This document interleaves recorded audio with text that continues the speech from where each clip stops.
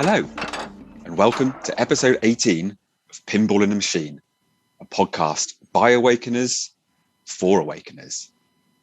This is where we discuss the what the actual fuck aspect of what might loosely be termed spiritual awakening.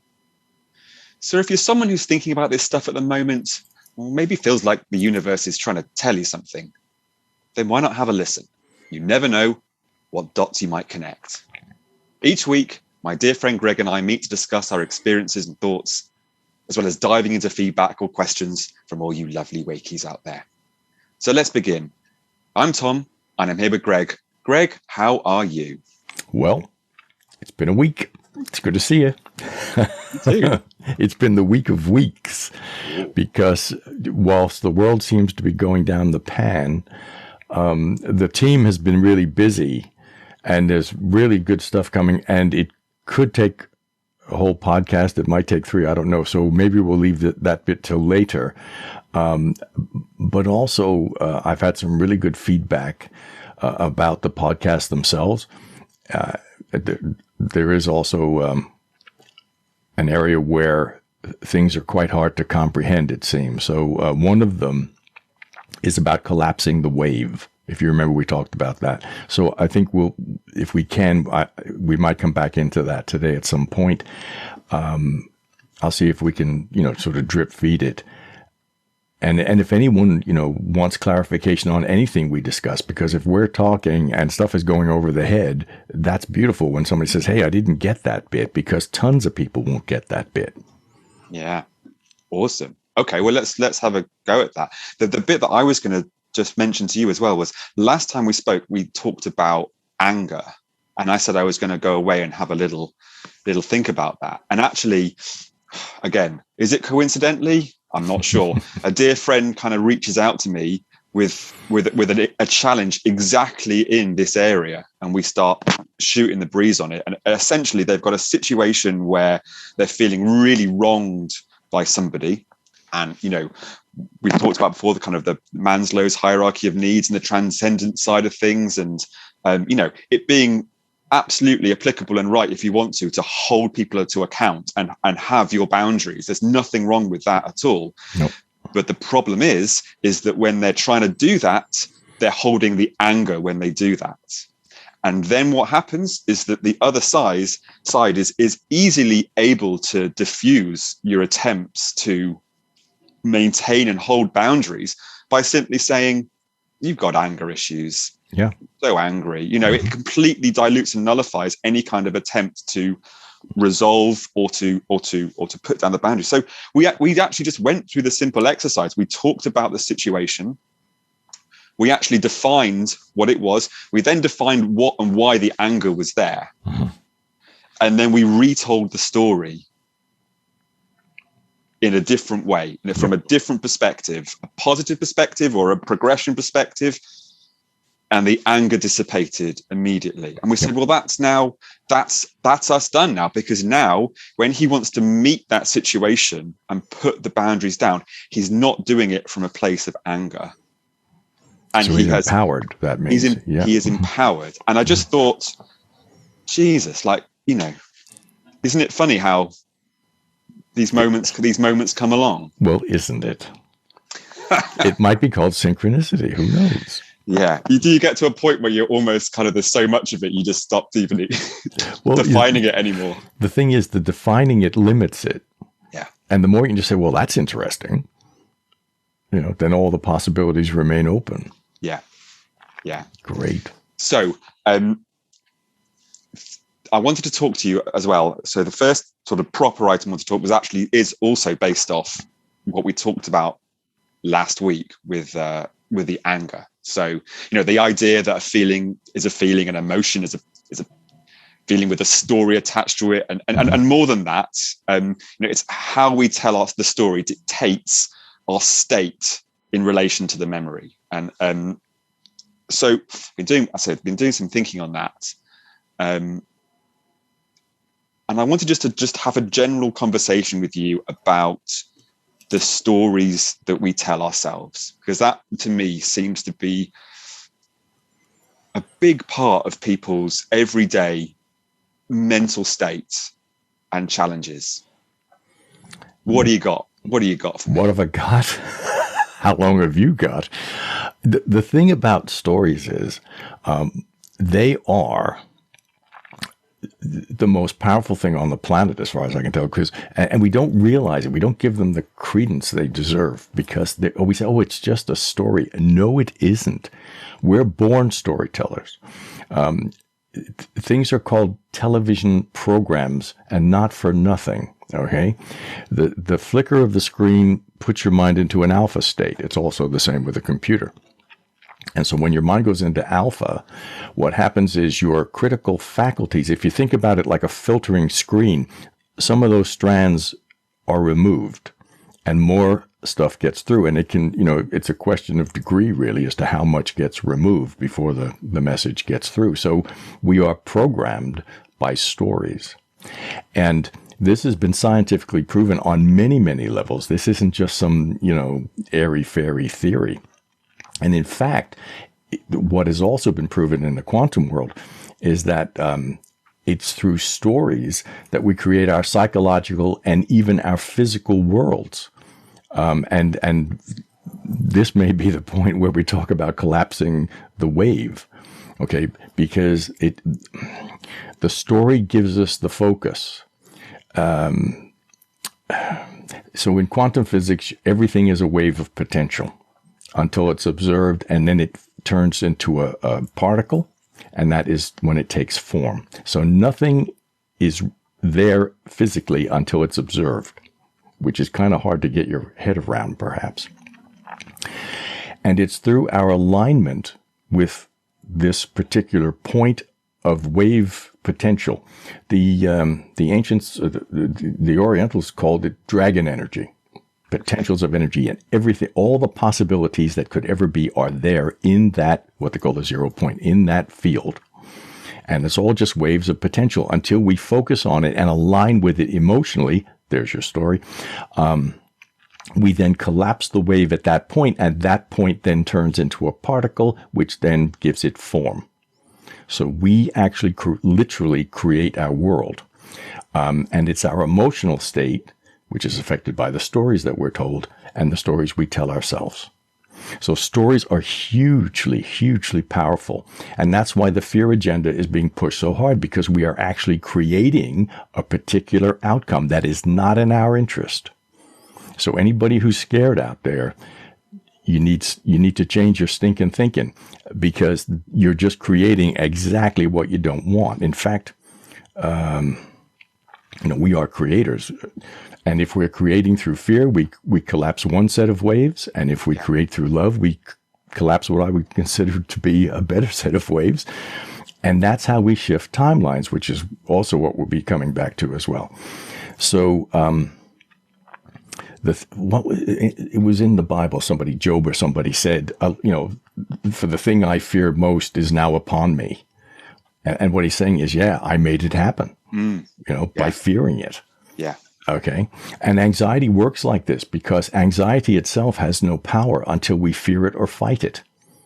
Then we give it the energy and it attacks us. And then we think, what's this thing attacking me? Well, it's me. And once you say, what have you got? What are you going to do? Kill me? You'll realize that it has nothing. It'll make you believe it's going to kill you, but it doesn't. So I'm wondering at this juncture, just to throw a curve, because I like to do that. Go on then. What if I could show you how to collapse the wave, shift a timeline in seconds, just by using a story? I'm sold. Are you? Take my money. Okay. Here's what I'd like you to do. I don't want any content here. I want you to think about something that triggers you. Anger would be good, but it doesn't matter. Something that annoys you, and if you think about it, you can actually feel the feeling. Yep. Okay. Let me know when you've got the feeling. Okay. Okay. Now I want you to listen to the story you're telling yourself in your head. Yep. Okay. Now there are two elements to the story. There's the content of the story. Yep. Okay.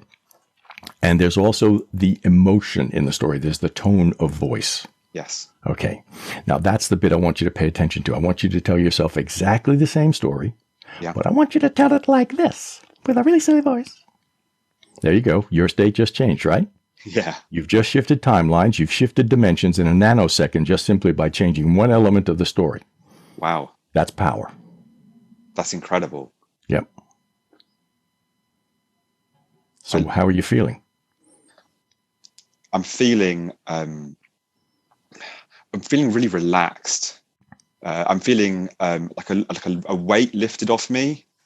I also, so initially with the voice, I almost felt the ridiculousness of the situation as regards how on earth, why has this made me angry? Mm-hmm. You know, so that was the starting point, and the voice kind of did that for me in a way. The funny voice, you know, but then you sort of settled into the release of not feeling the anger. Yes. Which is an instant kind of a shoulders drop, a smile. I was watching you. Your face changed. As soon as you changed the voice, your face changed. Yeah.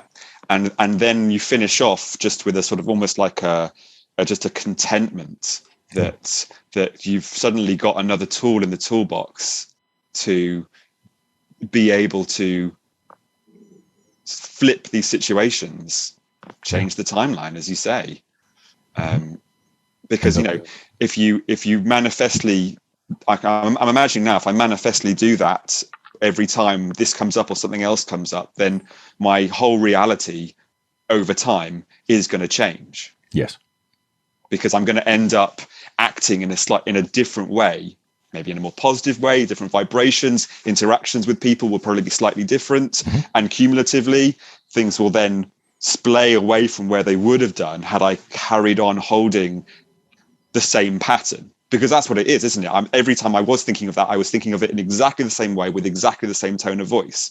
So nothing was going to, I was on a path with that one that wasn't going to get better at doing it. Wasn't going to deviate. Yeah. Oh yeah, you probably get, yeah, absolutely. But the path isn't going to deviate. No. Whereas suddenly now I've taken one step on the off the railroad onto a different track.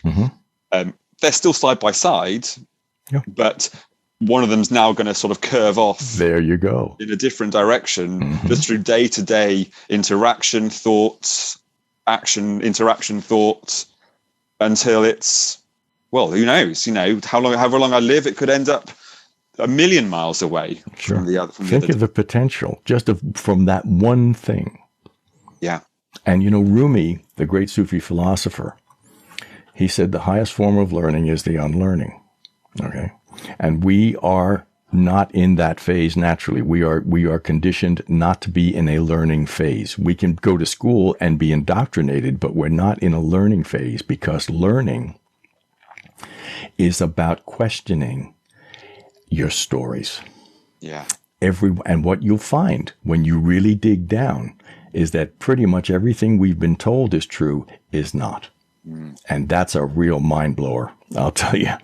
Yeah. You don't come back from that the same. You really don't. No.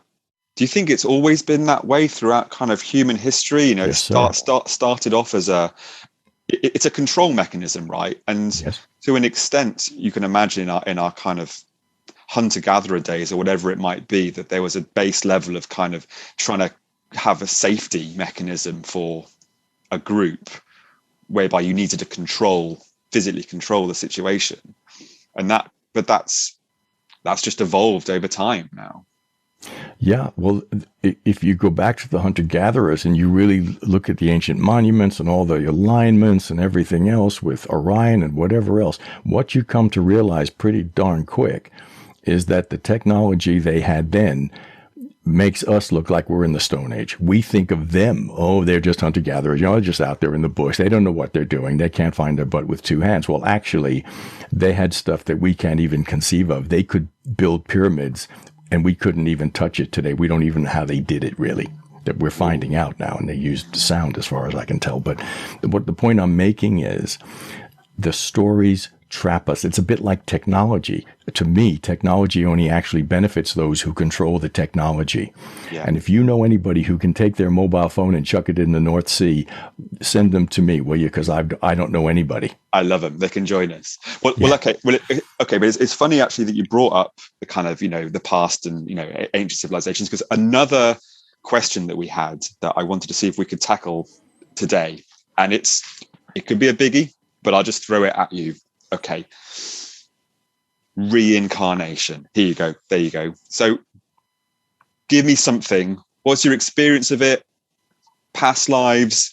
What are you thinking? Because it's come up a few times from a few people I've talked to, and I think it probably fits in with what we're talking about. Yeah. Okay. Well, let's tackle all the small subjects first, shall we? All the non-controversial ones. I mean, originally I was brought up as a Roman Catholic, church every Sunday, Catholic school, taught by Dominican nuns, the nice folks who gave us the Inquisition. And facing eternal damnation when I reached puberty for having impure thoughts that I had absolutely no control over. And I was terrified that I was going to hell, and there was nothing I could do.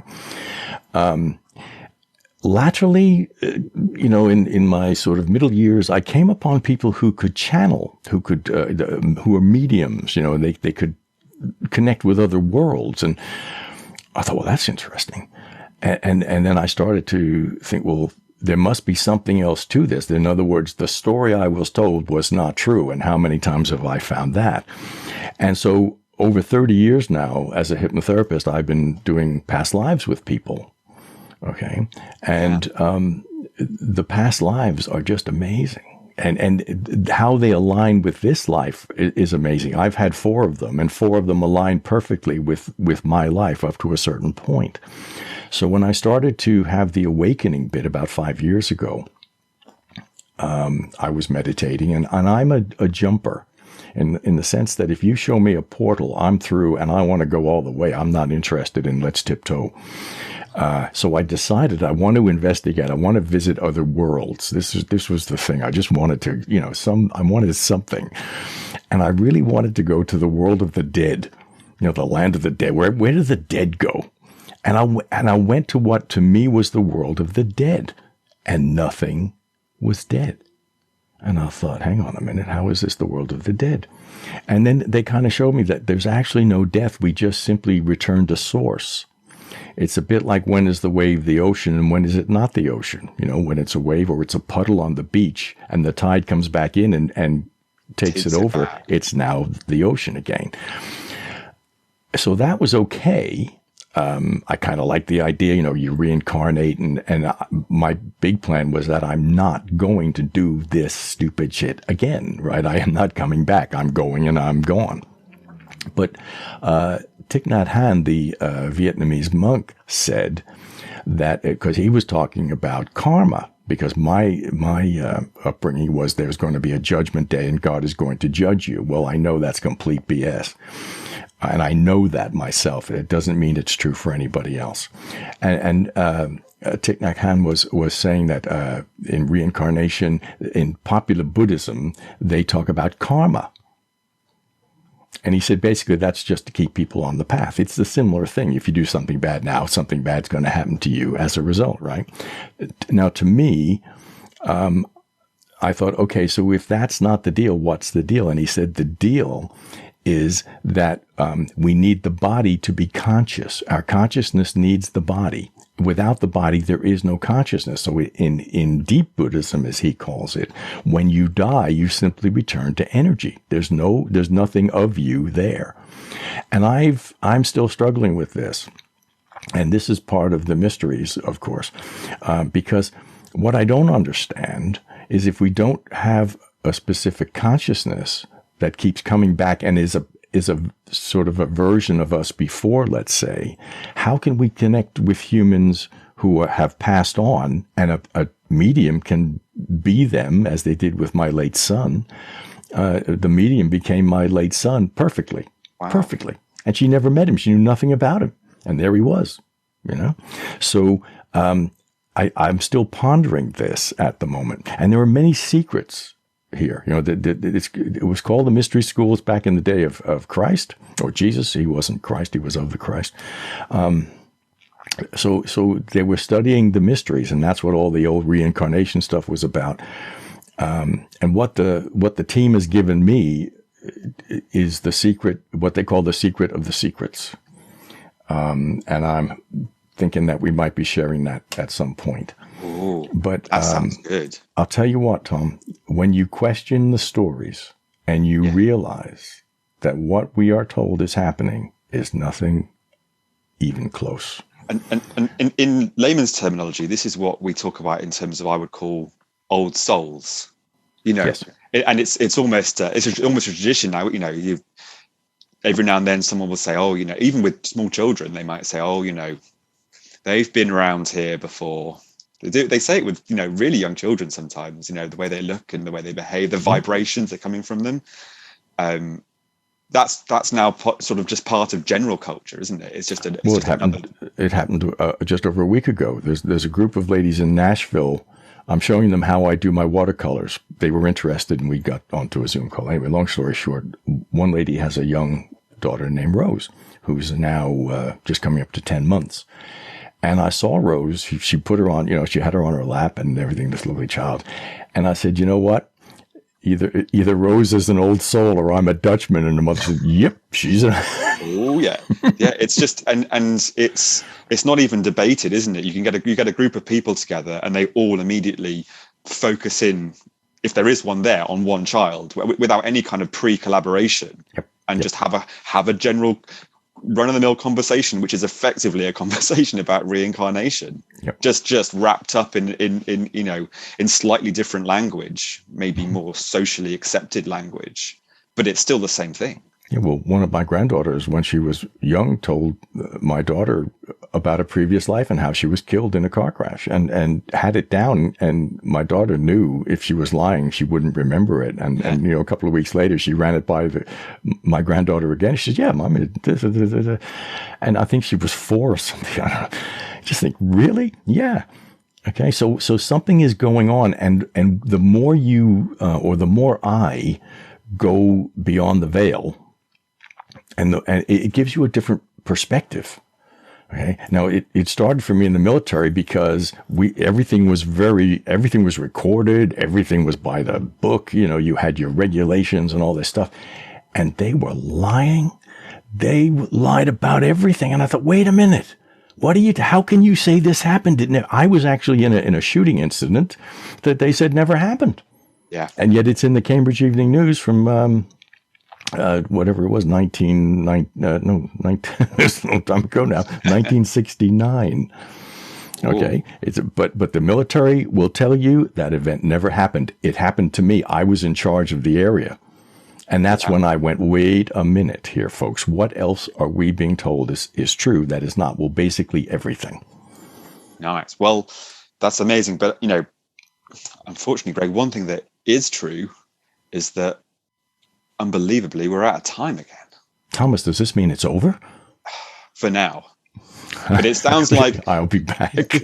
It sounds like possibly next week we've got the secret of secrets. They told me, all right, I'm still processing it. Okay, it's huge, but it's simple. And this is the truth of everything that I'm finding. The truth is simple. All the complexity comes with the processing of the simplicity. Okay. But what they told me was this is what caused civilizations to be annihilated because this was not to be known. Right. Well, I'm going to have a little think about that. You're going to have to be nice to me. Yeah. And actually, current climate, it's a pretty appropriate topic. So well, this is the get out of jail card. This is the ultimate shifting of timelines. They said, you want to shift timelines? You can shift timelines all day. No problem. You want to escape the rat race? No problem. All you have to do, I say all, right? Mm-hmm. But it's simple. It's not easy. Okay. All right. How's that for a cliffhanger, huh? So that's us this week on Pinball and the Machine, and I really hope you enjoyed it, and maybe something in there that you'll consider or will take you further in your journey. We really hope so. We also really want to hear from you as well. Comments, things that you want further clarification on, questions, topics. So please, get in touch with us at hello@pinballandthemachine.com or on our Facebook page, Guys Not Gurus, or you can find us on all the different platforms from YouTube, our website, pinballandthemachine.com, TikTok even, it's all there. And